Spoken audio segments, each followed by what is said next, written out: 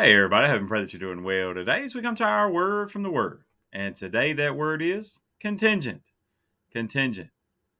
Now, one thing here as we've been looking at the different visions of Zechariah, and now today, the end of those 8 visions, as we're looking in Zechariah chapter 6.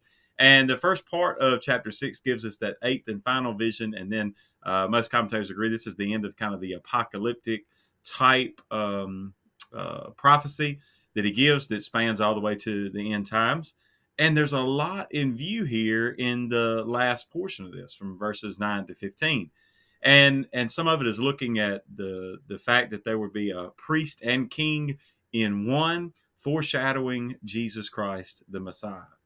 You also see you'll see some in there where there's going to be people coming from all over that will come and help support the temple building.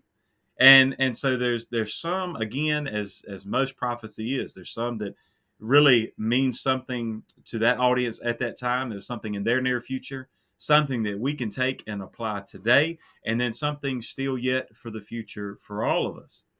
But there's one key that, even as I was looking through all of this, and it is some images there to see with the horses and chariots, that kind of draws us back to the beginning, to the first vision, and just to see what's going on there. And it appears to be the judgment that is being poured out on the nations above, north and to the south of Israel.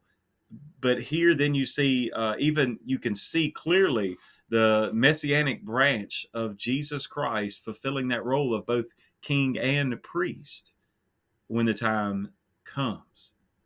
But it all seems to be contingent on one thing. And it's not something new. It's something that goes all the way back to Deuteronomy chapter 28, verse 1. It's a key phrase that is also repeated here in verse 15. And that's what I want us to talk about today. Zechariah chapter 6, verse 15. Even those from afar shall come and build the temple of the Lord. Then you shall know that the Lord of hosts has sent me to you. And here's the key. And this shall come to pass if you diligently obey the voice of the Lord your God. It goes back to the contingent part of the covenant promises. You know, there are times where God promises to pour out blessings regardless. No contingency. It's only based on the goodness, grace, and mercy of God. And there's other times, and why Israel found themselves in such turmoil through so many seasons, ups and downs, is because if they would submit to God and serve the Lord, then He would bless them. But if they sinned against Him, if they turned to idolatry, then He was going to turn His back on them, and that's when He never completely did, right? Because He still maintained that remnant. God's still in control, and he never wiped them out completely, as even though even himself, right, he says there's times where he thought he could just wipe them all out, but nevertheless he would save a remnant. Now, having said all that, God is in control the whole time, and so as you go through those seasons, it was all based on their obedience.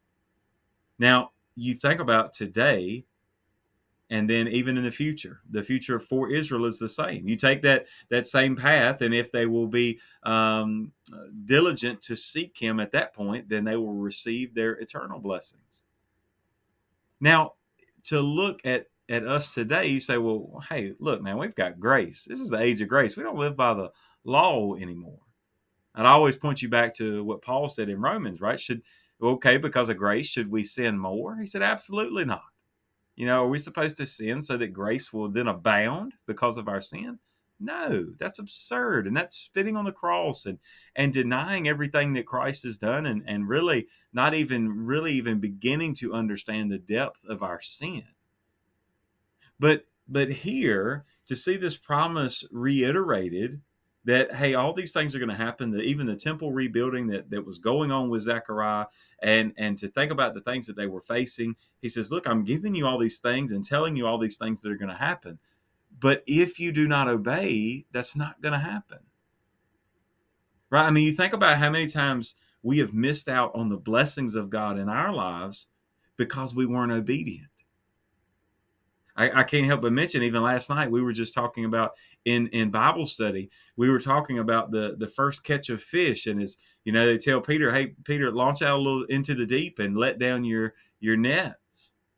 And it's funny that as in just looking at that and studying it, you see that Jesus says, let down your nets, plural. And Peter says, okay, nevertheless, at your word, I will let down my net.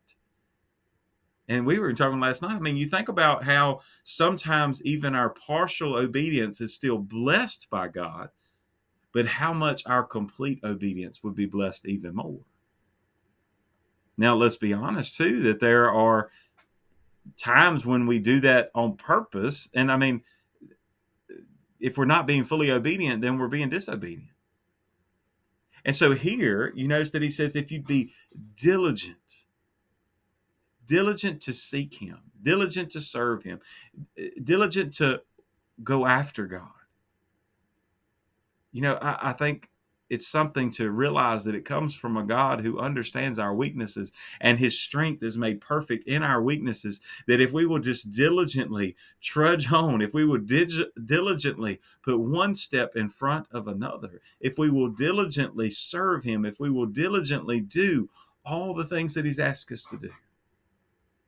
This is not one of those name it and claim it prosperity gospel type things that we hear today. It says, oh, well, you just name it and that's it, man. You're going to get your blessing. And I hate to tell you, but there's many times where your blessing that you're going to receive is only going to be in heaven. You're not going to see a bit of it down here on earth.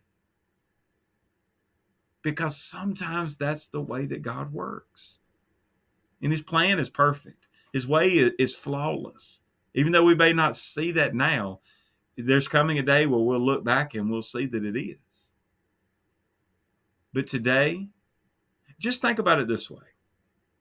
What if every blessing that you have is contingent on you faithfully serving God today? You know, that we've said a lot of times around Thanksgiving and things, you know, what if today you only had what you thanked God for yesterday? And how many of us today would have nothing because we didn't thank God for anything yesterday?